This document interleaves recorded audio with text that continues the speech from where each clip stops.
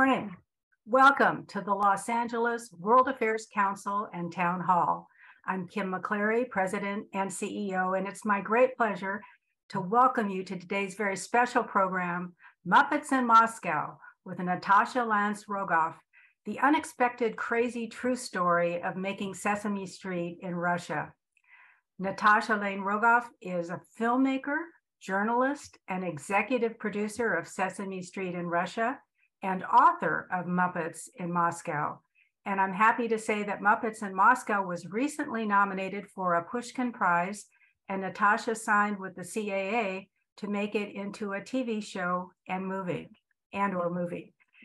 Daniel Treisman is our moderator. He's professor of political science at the University of California, Los Angeles. He's also a research associate at the National Bureau of Economic Research. For those of you who would like to ask Natasha and Daniel questions, there's a Q&A button at the bottom of your screen where you can type in your questions. Rachel Kenderdine will be managing your questions during the Q&A portion of today's program, which will start in about 35 minutes. So Daniel and Natasha, it is time to turn this interesting discussion over to you. Thank you so much for being here. Thank you, Kim. It's a real honor and a great pleasure for me to be here. I've spent the last week reading Muppets in Moscow and enjoyed it tremendously. So it's great to be able to talk about it with you. Natasha, thanks so much for being here. It's a pleasure being here. Thank you. For those who haven't read the book yet, let me just sort of set the stage. The starting point of the book is that in 1993, the Sesame Street company decides that it wants to have a Russian version of Sesame Street broadcast in Russia to help Russian children adapt to what seems to be the more open, democratic order that's emerging in Russia, to teach them the attitudes and skills to succeed in that environment. And Natasha gets hired basically to make this happen as the producer. And the book is the epic story of all the struggles and challenges that Natasha faces along the way. It's full of drama, personal stories, suspense. You don't know till the end of the book whether the show is actually going to get made and broadcast. And it's just hard to put down. It's written in a very, very engaging way. So I guess a first question, Natasha, I understand that you had already made some successful documentaries about Russia before you got to this point in 1993. So can you tell us a little bit about where your interest in Russia first came from?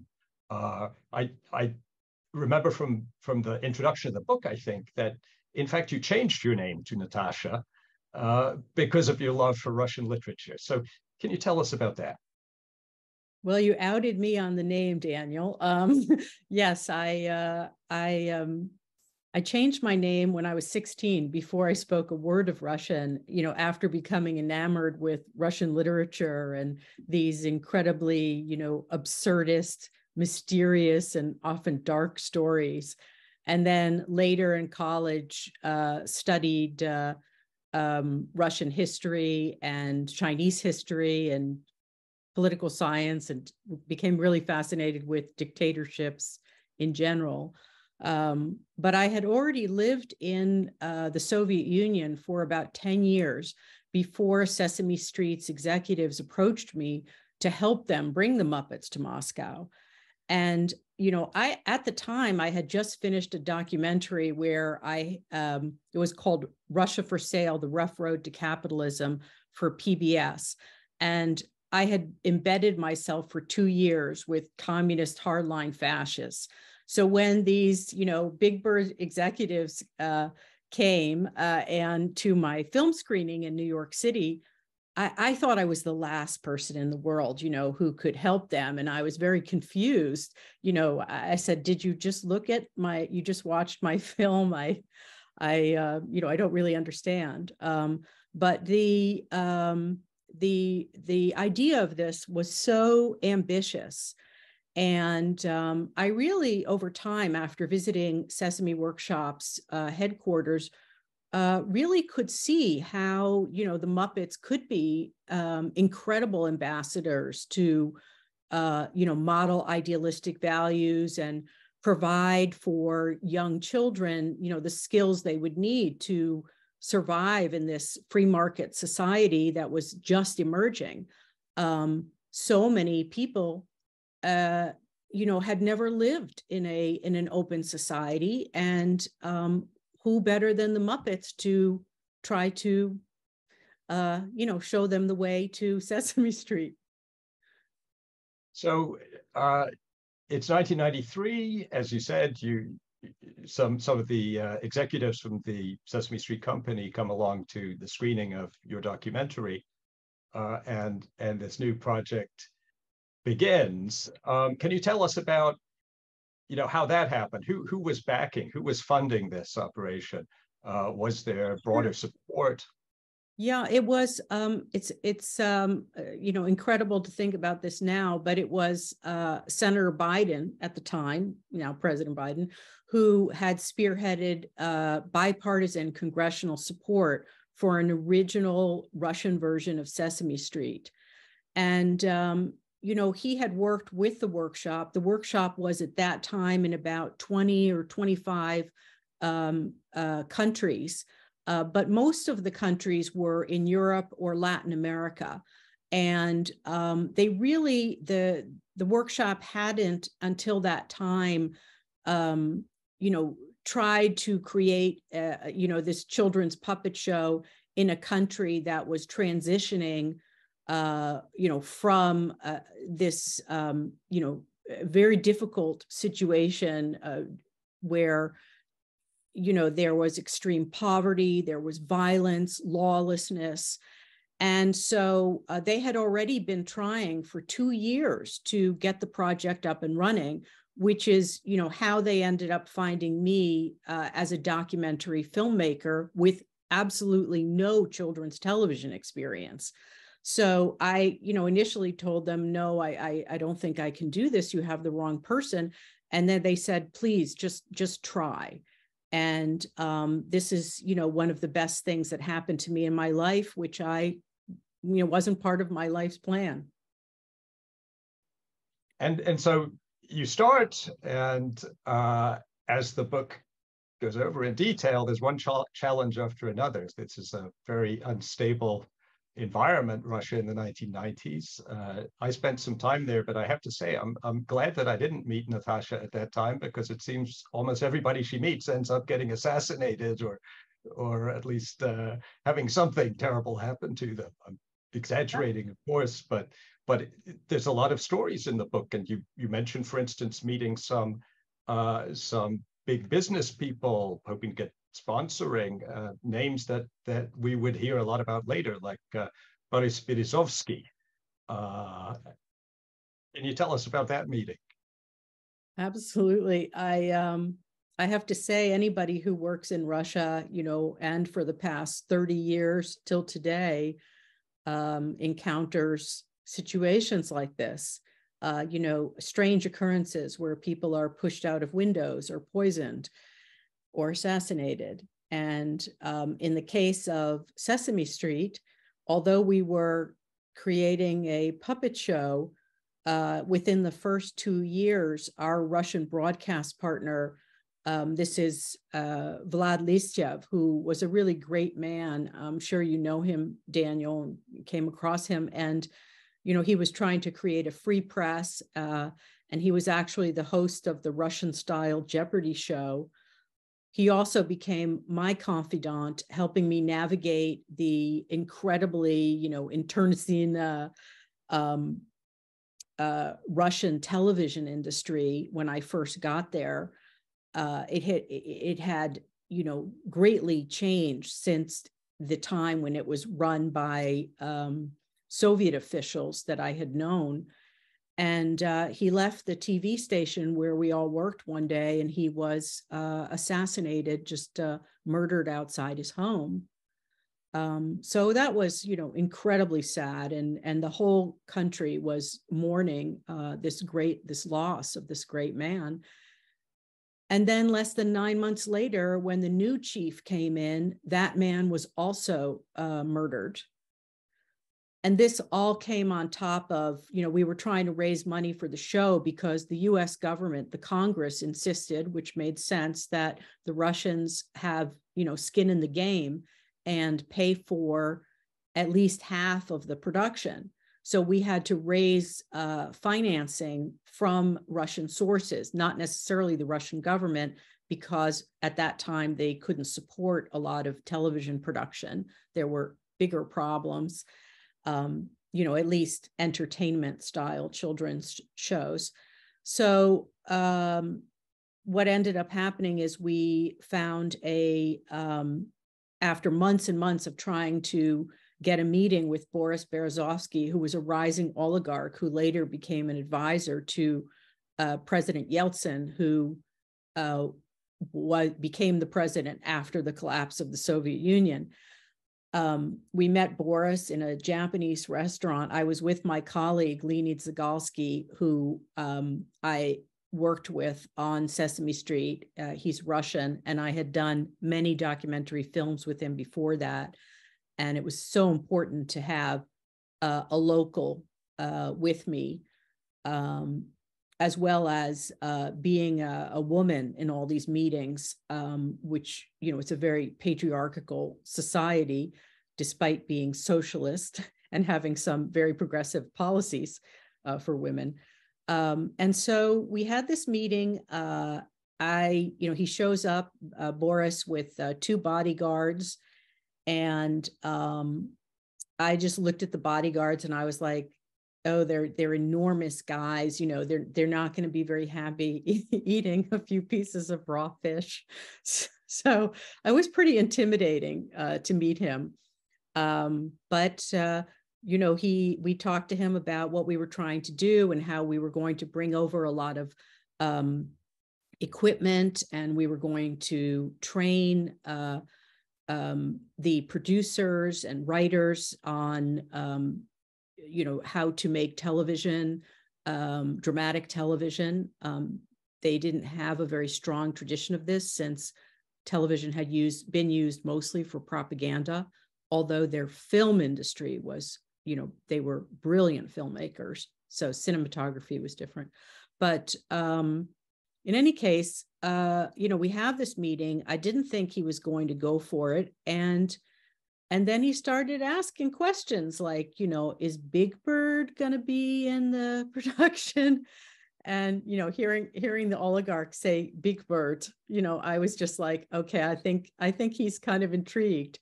And he committed to become the sponsor of the show and finance the production at that meeting. And we were just, my colleague and I, Leonid, were just blown away. We just couldn't believe that this had actually worked. As so much is unpredictable in Russia, this was one of those days. And then 3 weeks after this meeting, I had gone back to the States to tell my bosses at Sesame Workshop, Children's Television Workshop, the nonprofit. And although they were somewhat skeptical about this deal and who he was, because he's an oligarch and there were lots of complications, but then I got a call from Leonid, and he could barely talk on the phone. And he told me that Boris's car had been blown up in a car bombing, and he wasn't sure if he had survived or not. So that's what happened. And he actually did survive. He had severe burns, but after that happened, he had more important problems than trying to help us make the children's television show. So we were at ground zero once again with financing. Right. So you never were back in touch with him again. And one detail in there, kind of scary, he gave you a ride. He gave you his car to drive you home. Oh, drive you home, and it was that car that exploded in this. Yeah, I mean, when I hung up the phone with Leonid and I was thinking about it, and we had met, he had given us his car with his driver, and that driver in the car bombing was decapitated. And just thinking about that we were in that same car, 3 weeks before, it led me to have a rule after that, which is anytime oligarchs offered to give me a ride in their car as we were going to meetings, oh, we'll send a driver to pick you up. And I said, no, we'll take our cheap, beat up car, our Lada, whatever it is, we're going to take our own car to all meetings. But there were a lot of times like that were just, not what you expect when you're making Sesame Street overseas. Right, a good thing for everyone to keep in mind. No, don't fly with an oligarch, not worth your while. So, okay, and the money problems continue all the way through. I don't want to give away too much for people who haven't read it yet, but that's an issue. But the heart of the book, really for me anyway, was this culture clash that runs through all the relationships between the American participants and the Russian participants. And what I like so much about the way that Natasha portrays this in the book is that it's very bilateral. It's in a lot of writing about Russia by Americans, it's always from the point of view of the American observer, what strange ideas they have. How could they possibly think that? And of course, in this book too, Natasha talks about her surprise at various things, or often her frustration. But she also gets you inside the heads of the people on the other side, and she shows how strange some assumptions of the Americans involved seem to the Russians, and why that is. And you get a real sense of these two people starting from very different cultural starting points, and yet in a kind of touching way through the course of the book, drawing together, coming to understand each other better and work together.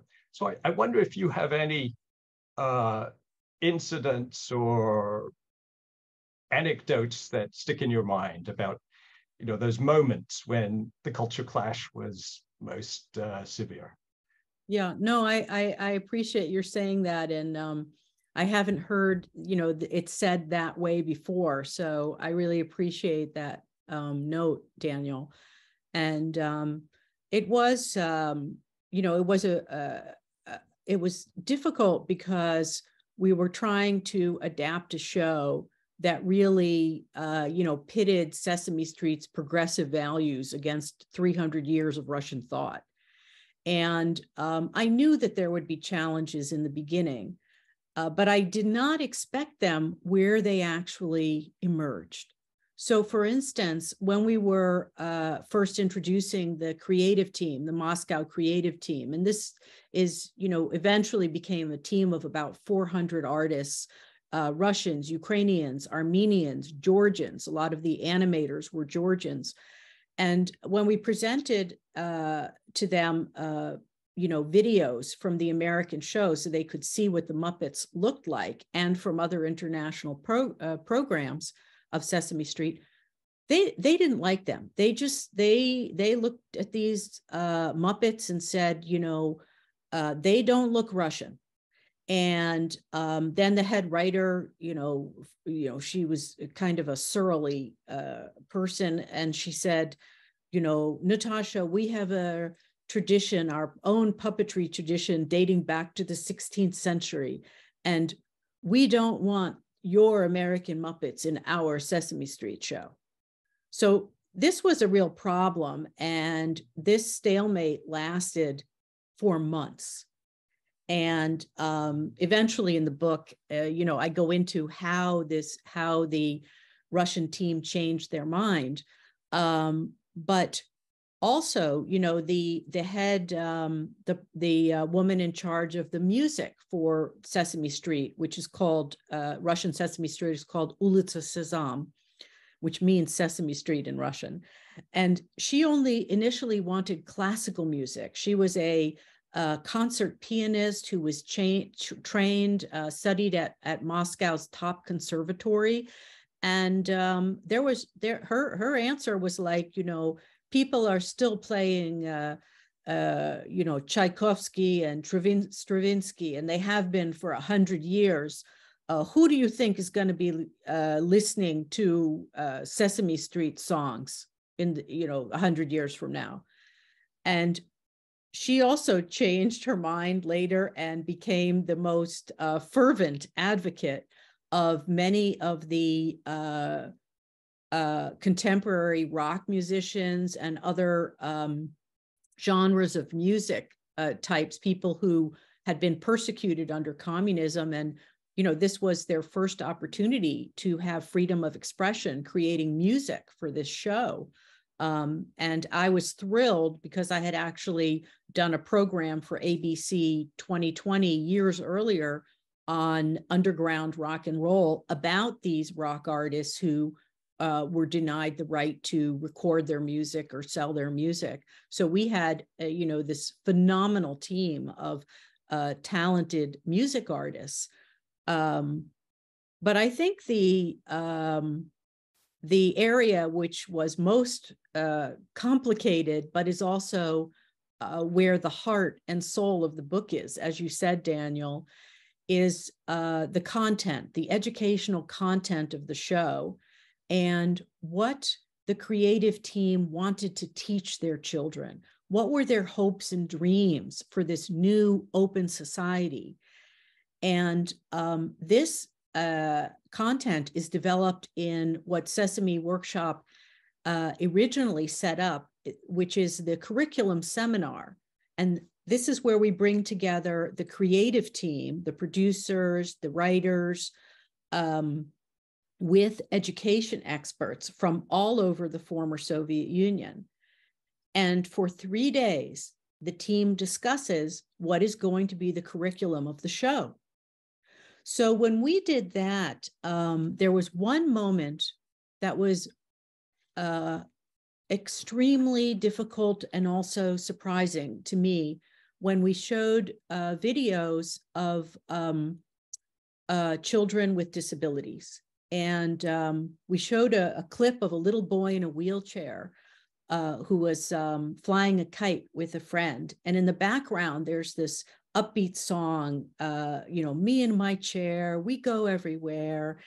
And when I turned off the video, there was just silence in the room. And one of the educators stood up and said, "It's so exploitative to show children in wheelchairs on a TV show. How could you do that?"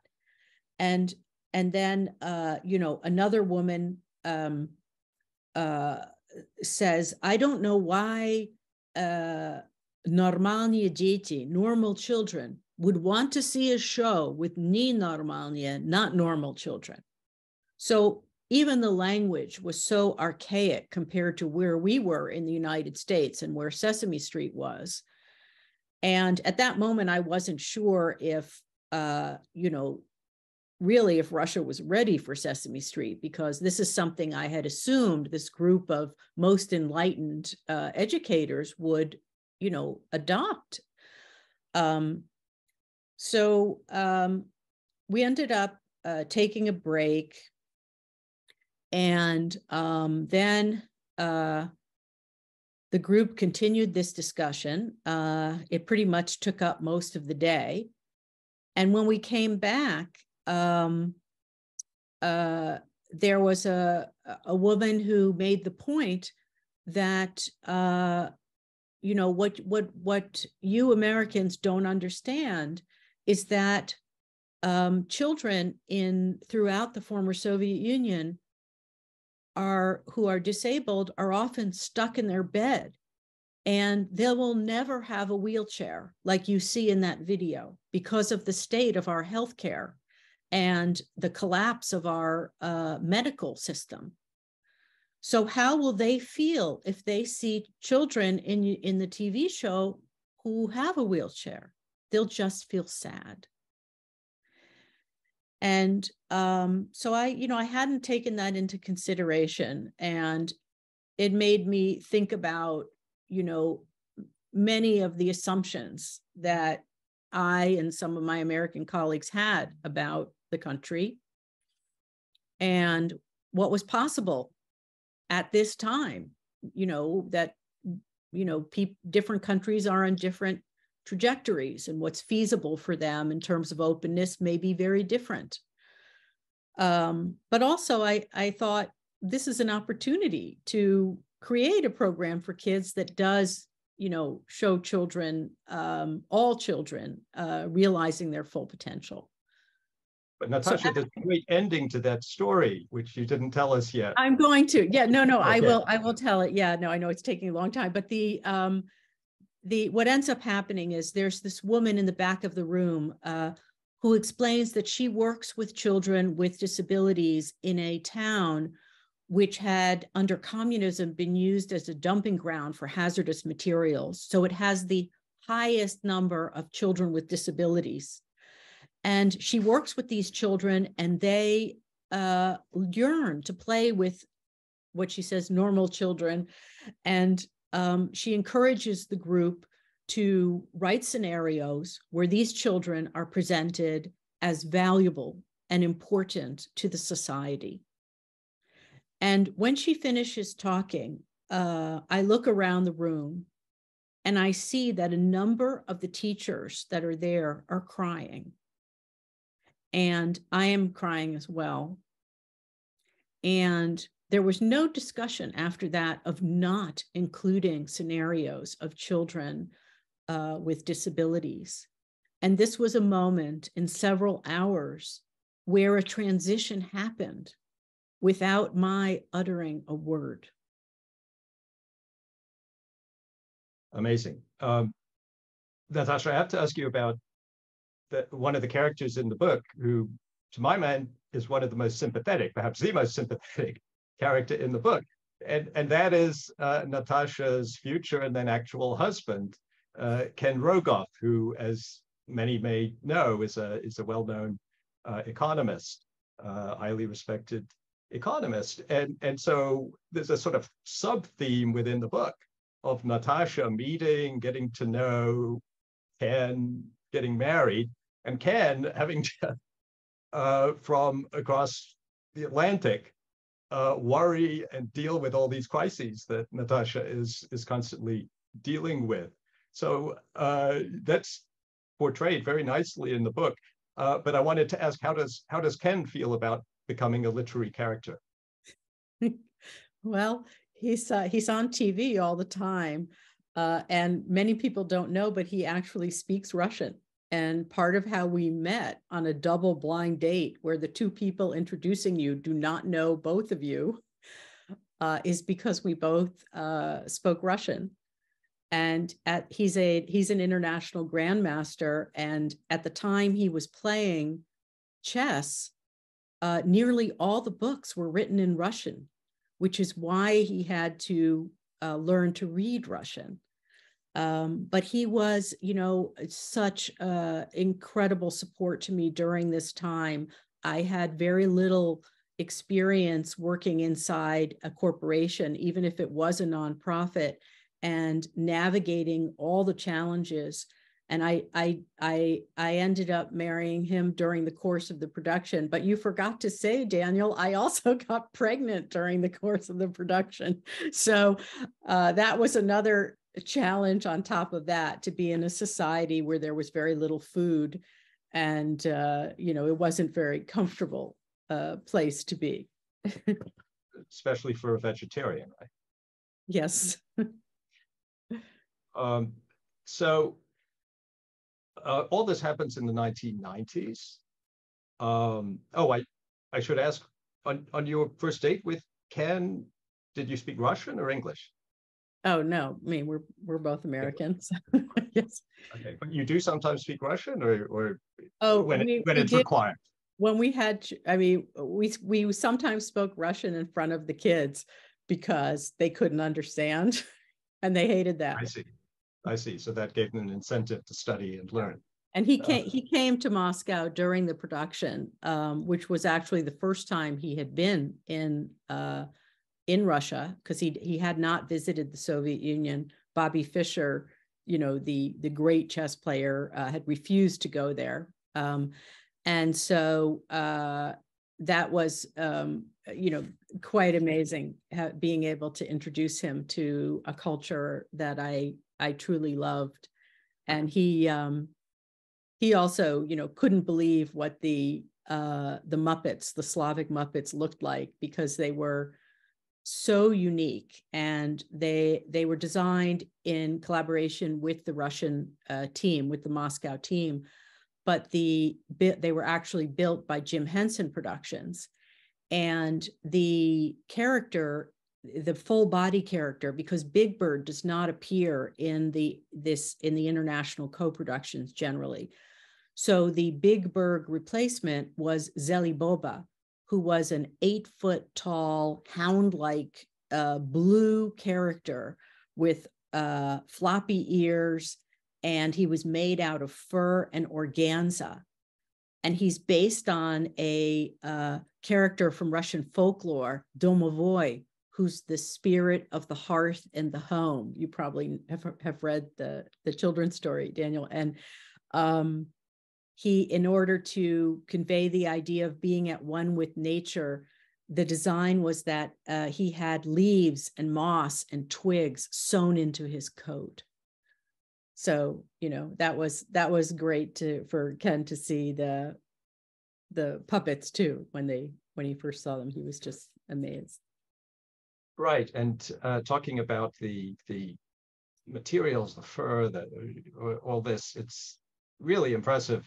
All the thought and effort and talent that goes into creating these things, and also the sets. There's a lot in the book about towards the end, building a massive tree that appears in the show.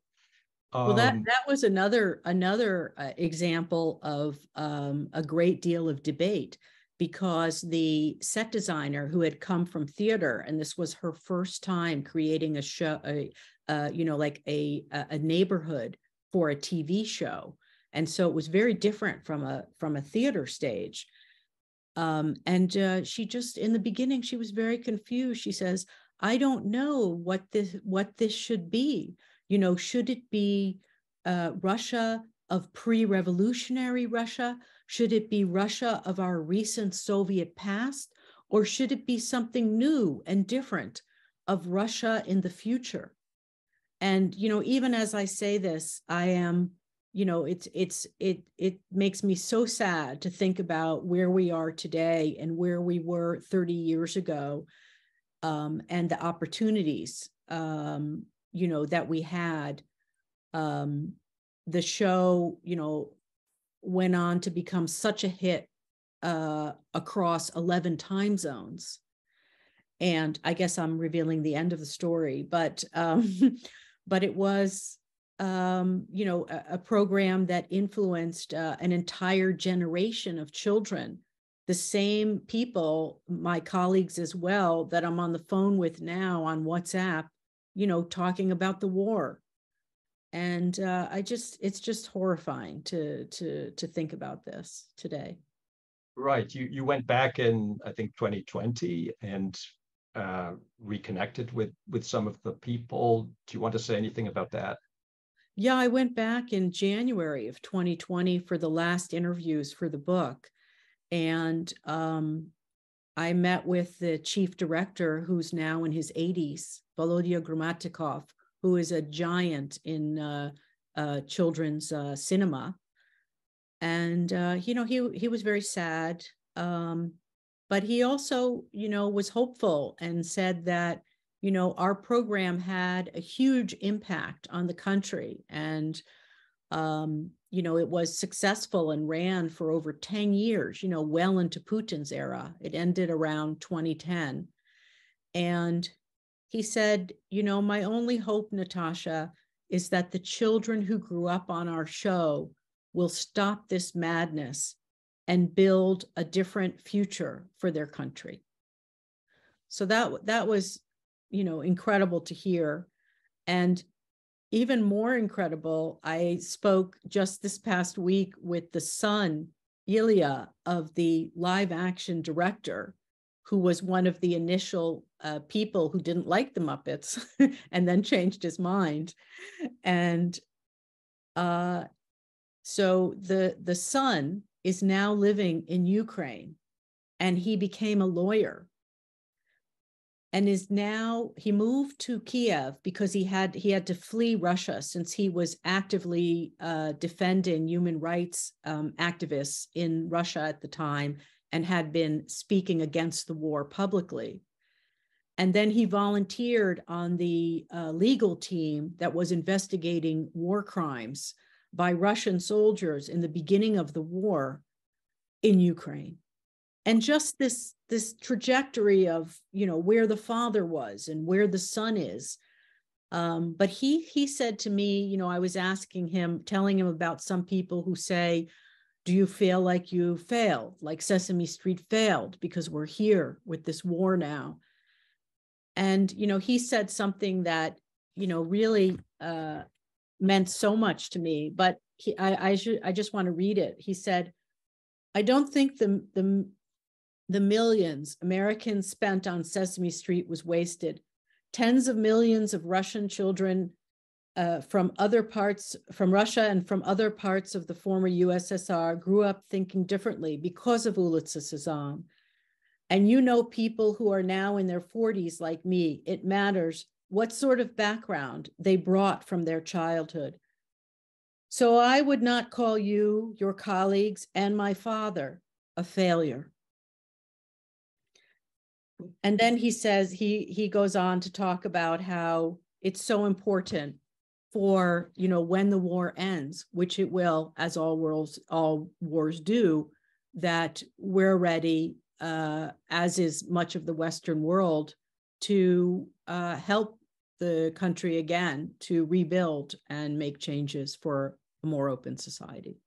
So I want to ask about that, and this is my last question before we go to questions, Q&A from the viewers. But in a sense, you can see the book as a metaphor for US engagement with Russia in the 1990s. So there's high hopes, there's a lot of ambition, good intentions, I think. Actually, also some realism. Critics sometimes, I think, exaggerate, how unrealistic the American side was in interactions with Russia in the 1990s. I think very few people thought there would be an overnight change to everything good. But so it's one of many, Sesame Street was one of many things going on in parallel between the US and Russia in the 90s. And looking back, there's kind of a debate or a difference of opinions about all of that. So were we too involved in Russia in the 1990s? Was it crazy to expect that we could have some positive impact? Or should we have been more involved? Is the problem that we didn't do enough? Should we have made more serious efforts to integrate Russia? Perhaps provided more aid rather than standing aside? I know that's an impossibly broad and difficult question. Do you have any thoughts? Yeah, no, it's a really important question because, one of the reasons why I wrote this book now is because the 1990s feature in Putin's narrative about Russia and their historical reality and current reality immensely. And we can't ignore what happened if we expect to understand how to move forward. But we were, the West was euphoric and quite naive at the time of the collapse of the Soviet Union. Even the idea of shock therapy, for economists. I spent the next 30 years of my life, with my economist husband and spending a lot of time with people who had envisioned this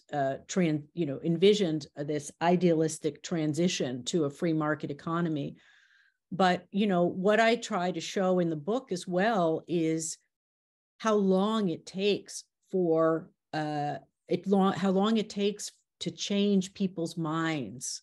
That if you have a country, that has a different historical trajectory than our own, where we've had 200 years of democracy, or Europe, where they've had more, that it's going to require a different approach.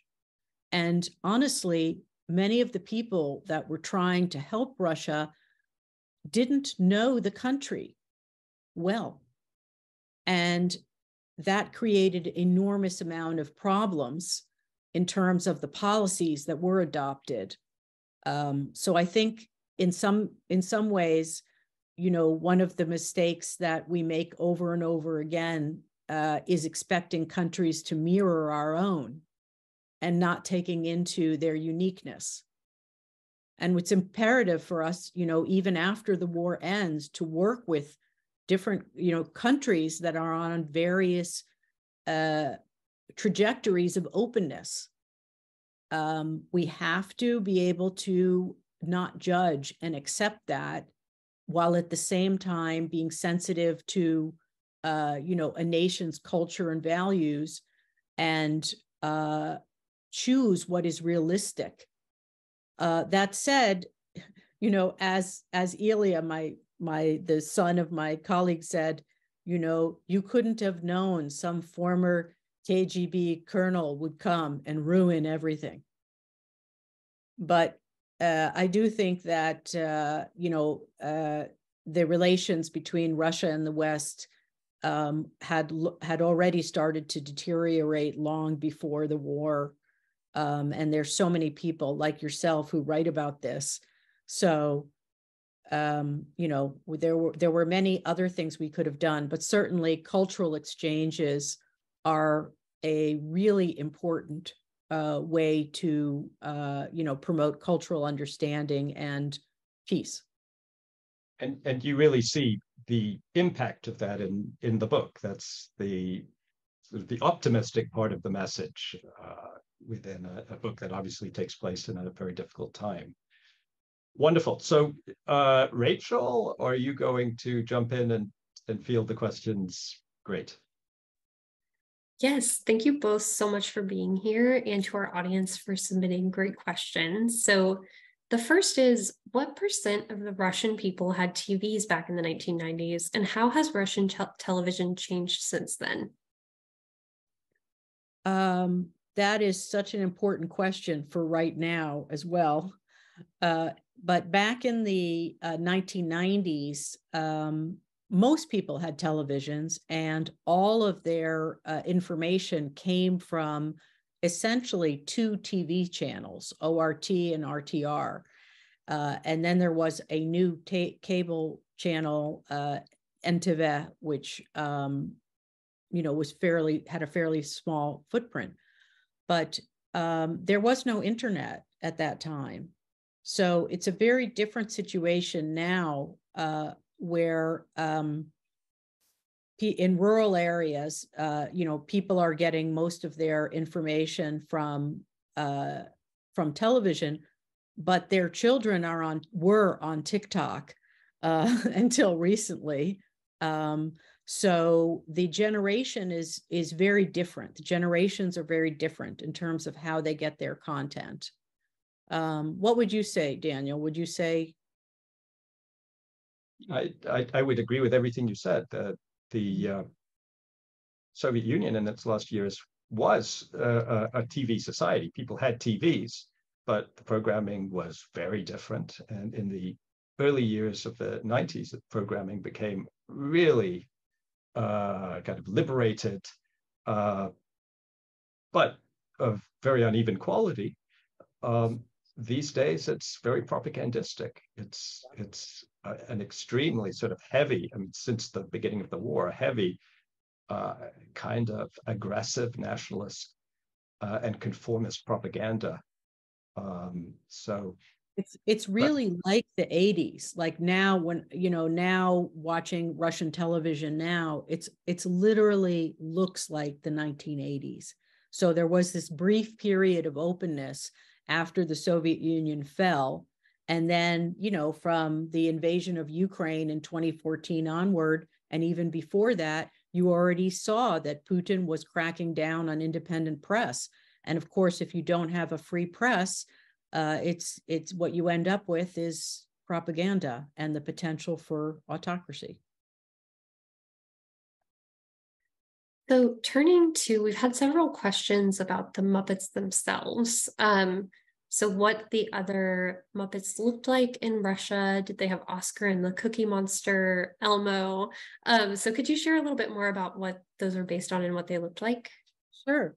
So 60% of Улица Sesame, the Russian show, was originally shot in Moscow and featured Slavic-style Muppets, their own 3 Muppets.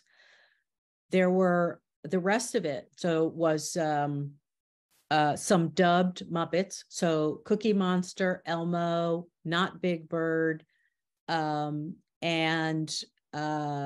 Telly Monster, a collection of the Muppet segments were dubbed. And if you ever get a chance to hear the Russian show, the actor who plays Ernie, who performs the voiceover of Ernie, sounds exactly like Ernie in Russian. And we were all very proud of that because he has such a distinct voice. And the other Russian Muppets were based on, so Kubik is an orange furred hand puppet who's based on a kind of ne'er-do-well in Russian literature, where he's constantly coming up with new ideas. And the premise for this character was that the team wanted to have a character that was kind of entrepreneurial, but often he failed and he would learn how to deal with his failures. So that was that character, and he would come up with inventions with great excitement, like when he invented a clothesline to hang your clothes. And then the female Muppet was Businka, and there's a great deal about her in the book, which brings to light not only generational debates about gender and stereotypes, but also issues of what it means to be a girl Muppet. And, how was this character, Businka, who's pink, she's actually pink and furry, and she has braids, kind of like Pippi Longstocking, which the Russians insisted would be wired to go upright from her head, so that she was kind of hysterically wild and fun. And there was a lot of opposition to having her be that way, that many of the older producers wanted her and writers wanted her to be more obedient and docile. So there were all of those discussions I've written about extensively. And I know that we have, we put the trailer to the book in the chat as well, which has images of the Muppets in it too. So thank you for doing that. I really appreciate that, Rachel. Of course. So you mentioned that the show last aired in 2010. So a couple of audience members asked, is the program still in reruns in Russia or Ukraine? And why do you think they ultimately stopped producing new episodes? There are no reruns. The show is not currently running anywhere in the former Soviet Union. The Sesame Workshop is now developing new programming for Ukraine, which is very exciting in Ukrainian. And they are creating this programming directed at children living in crisis. So that's wonderful. Regarding the program's cancellation, I asked that question of every person I was interviewing for the book, and it was hard to get an answer.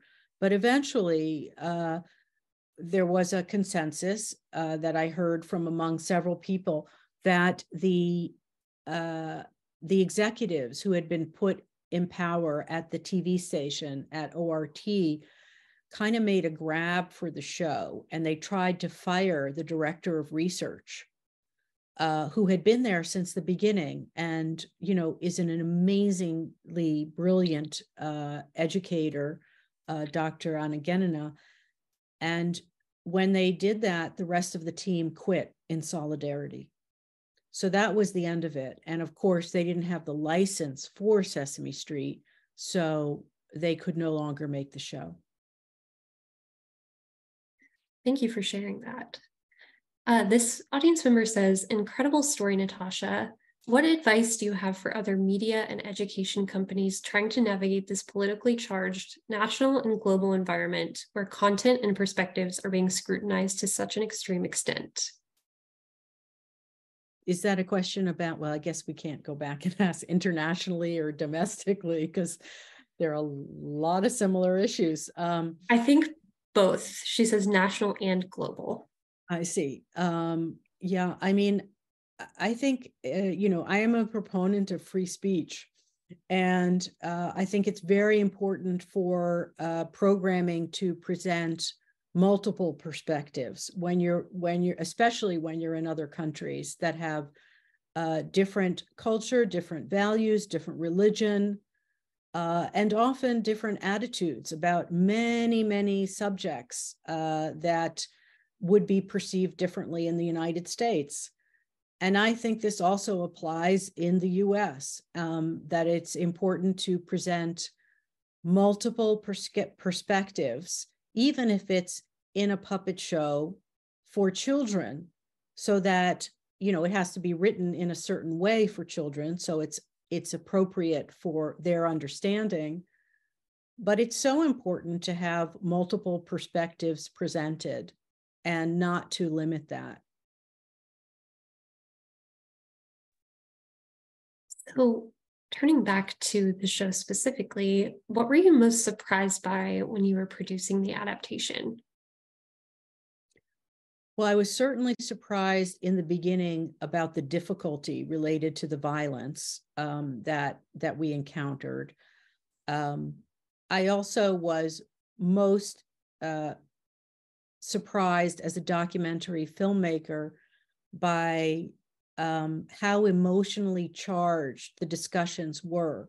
I had made films in Russia for 10 years before that, but my experience was nothing like this. And I think that was because we were trying to create a show for children. And whenever people are speaking about their children, it's very intimate and also emotionally charged, so that through the prism of making Sesame Street and talking about the Muppets, as an American, I was able to go to a level that was so much deeper than I had experienced as a journalist. The friendships I made that continue to this day, that feeling, I just, you were working with the same people for 4 years and by the end of it. And it was a deeply personal connection to people that were battling to save their country, to build a more open society, both then and now. So I think I didn't expect that when I first started. I, was used to coming into a country, making a film, and then I would go home. This was different. This became my life, which is maybe why ultimately, 30 years later, I felt like I had to write a book about this, remarkable story with these remarkably brilliant and talented people. So turning, as we're getting closer to the end of the hour, to a couple of questions about Russia in general. I know that you both have discussed this a little bit during the course of the program, so Daniel, feel free to jump in as well. But how does the Russia you experienced in the 1990s differ from the Russia of now, or are they more similar than different? Do you want to jump, Daniel, or you go ahead, Natasha? Okay, sure. I would say the internet changes everything. That'd be my first thought. before the Russia of the 1990s, you could not know what was going on. You didn't have people to talk to if you lived in far off regions like Siberia. You didn't have the freedom to travel the same way. And if you did have the freedom, even in the early 90s, it was expensive. So it took quite a long time for the country to open up, from the 90s beyond. This next generation of children, both those who grew up on Sesame Street, Ulica Sesam, who are now marching out of Russia because they don't want to fight the war and they don't support the war, as well as the Sesame Street generation of young people who grew up on Sesame Street in Ukraine, who are fighting for their freedom. And then the younger people who are in their 20s now, who grew up on TikTok and Facebook and, all kinds of other gaming experiences. It's a very different country from the 90s. But at the same time, there are a number of themes that we experienced in the 1990s that persist. Certain values of Russian pride, Russian nationalism. Some of these themes are manipulated by Putin today, such as, the West is trying to destroy Russia. We faced a lot of these values in the 1990s, and those values continue to persist today. So I think it's important to understand where the differences are, in part because of our new global world, as well as, I'm often thinking about what do the 20-year-olds feel they've lost to be so isolated. But I still have tremendous hope that once this war ends, those people are there, the people who were there in the 1990s fighting for democracy, and they are still there, whether they're some outside the country. There are many inside who cannot speak openly against the war because they're taking care of young children, they are taking care of older people, and they don't want to go to prison for 15 years. Just to add to that very quickly, I would say that Russia in 1991 was a poor communist country where the system had just collapsed. There was a lot of exhilaration. There was also a lot of chaos. Russia today is much more modern. The society, because of exactly what Natasha was talking about, and in part because of Sesame Street, people have different attitudes. There's some commonalities, but they're much more modern. They're citizens of the world to a greater extent. But the political system is quite archaic and getting increasingly archaic and cruel.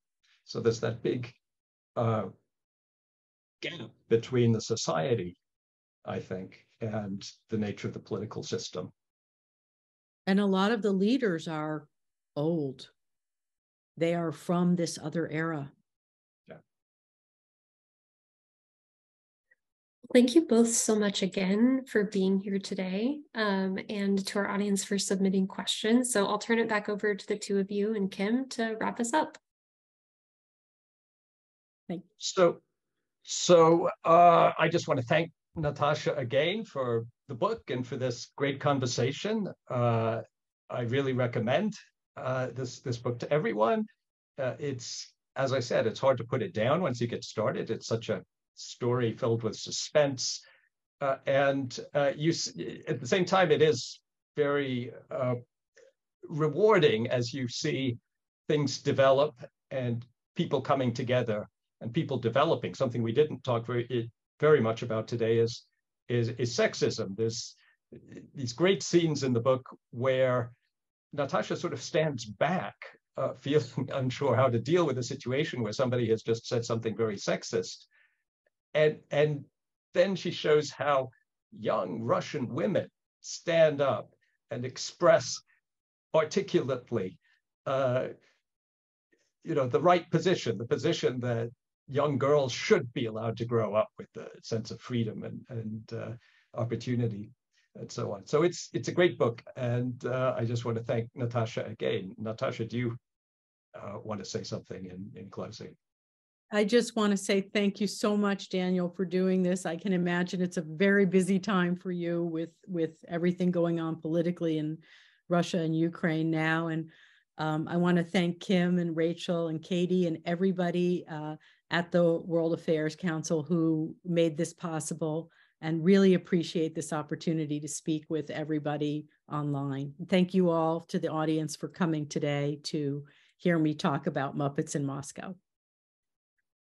Natasha and Daniel, this was so fascinating, so personal, and so positive. I think everybody's enjoying this story of perseverance and success.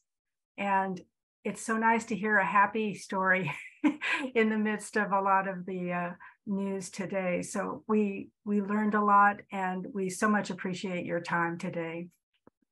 Thank you so much. And remember, information about Natasha's book is in the chat. So you can find out where to get your book and start reading immediately. Thank you so much to both of you.